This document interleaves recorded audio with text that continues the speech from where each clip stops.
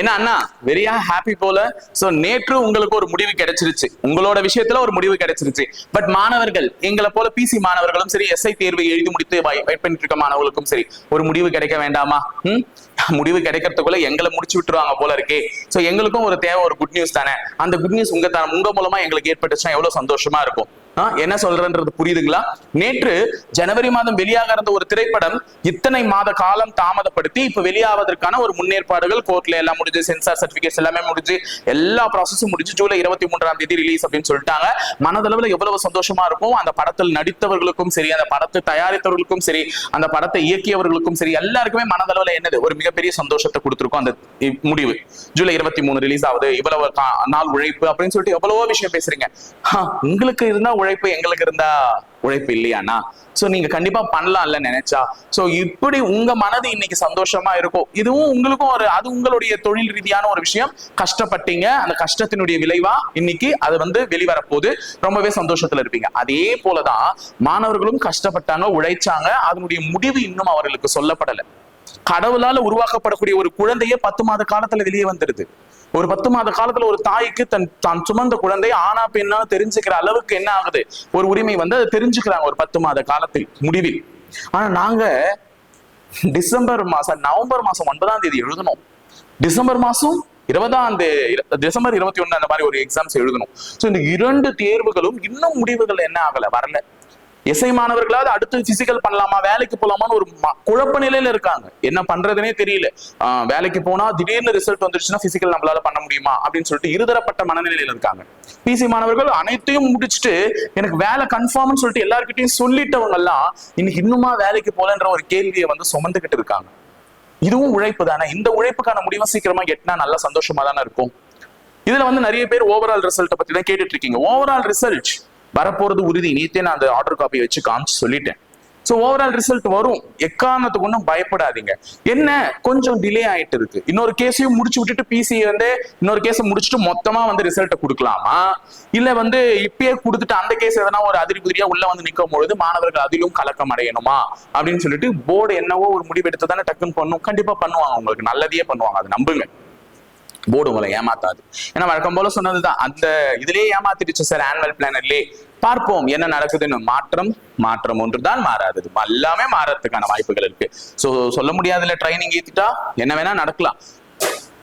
Less சான்ஸா இருந்தாலும் 1% chance இருந்தாலும் காப்பாத்திருப்பேன்னு ஒரு மருத்துவர் வாக்குறுதி கொடுக்கறது போலதான் இப்ப நமக்கு 1% சான்ஸ் இருந்தாலும் டேட் முன்னாடி வருவதற்கும் வாய்ப்பு இருக்கு.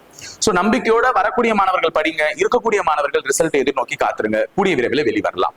ஆகஸ்ட் மாசம் வந்துச்சுன்னா கிட்டத்தட்ட 10 மாசம் ஆயிடுச்சு நமக்கு. எக்ஸாம் நோட்டிபிகேஷன் எல்லாமே 1 வருட காலம் முடிவரை போகுது, 10-11 மாதங்கள். சோ இதை நீங்க மனசுல வச்சுக்கிட்டு இத்தனை கஷ்டத்துக்கு அப்புறமா ஒரு படம் ரிலீஸ் ஆகும் போது அவ்வளவு சந்தோஷத்தை அவங்களுக்கு அது கொடுத்துருக்கு. அதுல வர முடிவு இத்தனை மாத காலத்திற்கு அப்புறமா நீங்க அனுபவிக்க போற அந்த முடிவு ஒரு தேர்ச்சி பெறுகிறோமா பெறலையா, அந்த கட் ஆஃப் ஜோன்குள்ள வருவோமா வந்துட மாட்டோமான்னு இருப்பீங்கல்ல, அது உங்களுக்கு ஒரு மிகப்பெரிய சந்தோஷத்தையும் மிகப்பெரிய ஆச்சரியத்தையும் கொடுக்கும்ன்றதை நான் நம்புறேன். சோ ஓவரால் ரிசல்ட் இன்னும் ஓரிரு வாரங்கள்ல அந்த கேஸை பாதர் பண்ணலன்னா வந்துடலாம். நாளைக்கே கூட விடலாம் நினைச்சா, இன்றைய மதியம் கூட விடலாம் அவங்க நினைச்சா. ஓகேவா, பார்ப்போம் என்ன நடக்குது அப்படின்ட்டு. அதே மாதிரி ஓவரால் ரிசல்ட்டை விட்டுட்டு நம்ம என்ன பண்ணலாம்னு பாத்தீங்கன்னா அடுத்த கட்ட ப்ராசஸா அடுத்த வேலையை பாருங்க. எஸ்ஐ மாணவர்களும் முக்கியமா சொல்றேன், ஏற்கனவே ரிசல்ட்ல பேர் வந்தவங்க எல்லாம் அவங்க அடுத்த கட்ட வேலையா பிசிக்கலை பார்க்க ஆரம்பிச்சிடுங்க. Don't time waste. அதே மாதிரி இன்டர்வியூக்கு ப்ரிப்பேர் ஆகுங்க. சில பேர் எஸ்ஐல செலக்ட் ஆயிருப்பீங்க, பிசியும் அவங்க அட்டன் பண்ணிருப்பீங்க. இப்ப பிசிலையும் நேம் வந்துரும். நேம் வந்துருச்சுன்னா உங்களுக்கு என்னமா வேலை, உங்களை ட்ரைனிங்குள்ள அனுப்பிட்டாங்கன்னா எஸ்ஐ இன்டர்வியூ ப்ரிப்பரேஷன் உங்களுக்கு பாதிப்படையும்ல. அதனால முடிஞ்ச அளவு இப்ப இருக்கிற டைம்ல இன்டர்வியூவை என்ன பண்ணுங்க, கான்சென்ட்ரேட் பண்ணி கொஞ்சம் அதுக்காக ரெடி ஆகிக்கோங்க. நாளைக்கு ட்ரைனிங்குள்ள போயிட்டு சடனா வெளியில இன்டர்வியூ டைரக்டா பேனல் முன்னாடி அப்பியர் ஆகுதுன்றது ரொம்ப கடினமான ஒரு சூழ்நிலை. இப்பவே சில திருத்தங்கள் சில விஷயங்கள் எல்லாம் பண்ணி வச்சுக்கோங்க, அதான் நல்லது. இன்டர்வியூல நல்ல மார்க் கொடுக்கும். சரிங்களா? சோ பிசி ஓவரால் ரிசல்ட்டுக்காக வெயிட் பண்ணிட்டு இருக்க மாணவர்கள் முடிவு எடுத்துக்கோங்க. சுதந்திர தினத்துக்குள்ள நமக்கு ஒரு சுதந்திரம் கிடைக்குமா, இதுதான் ஒரு டெட்லைன் ஃபிக்ஸ் பண்ணிட்டு அதுலயே சொல்லிட்டேன், அதற்குள்ள பார்க்கலாம் அப்படின்னு சொல்லிட்டு. அதே மாதிரி எஸ்ஐ ரிசல்ட்டுக்காக பப்ளிஷ் பண்ணிருக்கோம். நாளைக்காக அந்த கேஸ் ஹியரிங் இருக்கு, அதுக்காக வெயிட் பண்ணுங்க. அந்த கேஸ் என்ன தருது நமக்கு முடிவுன்றதை நம்ம வெயிட் பண்ணி பார்ப்போம். சரிங்களா? சோ இப்படி ஒரு ஹாப்பி நியூஸ அண்ணா எடுத்துக்கிட்டார். சோ அண்ணா உங்களோட தம்பிகள் எல்லாருமே இருக்காங்க, தங்கைகள் எல்லாருமே இருக்காங்க. எதுக்காக? இந்த ரிசல்ட்டை வெயிட் பண்ணி. சோ அவர்கள் முகத்திலையும் அவர்கள் மனதிலையும் ஒரு சந்தோஷத்தை நீங்க கொடுக்கணும்னு நினைச்சீங்கன்னா உங்களுடைய தலையீடு இல்லாமல் எதுவுமே நடக்காது. தமிழக அரசின் சார்பில் ஏதாவது ஒரு முயற்சியை கொடுத்து இவங்களுக்கு அந்த வயது தளர்வை கொடுங்க. முதல்ல அதை செய்யுங்க. ஏற்கனவே வயது தளர்வுகளால் வெளியேறியவர்கள் தான் அதிகம். அதனால வயதை கொஞ்சம் தளர்வு கொடுத்தீங்கன்னா இருக்கக்கூடிய மாணவர்கள் அந்த தேர்வை கடைசி நிலையிலாவது எழுதி பாஸ் ஆகிறதுக்கான ஒரு முயற்சியை கொடுப்பாங்க. அதே மாதிரி கொரோனா கொடுத்த வயது தளர்வை தான் கேட்கிறோம். அதே மாதிரி இந்த முடிவுகளை சீக்கிரமா வெளியிடுங்க.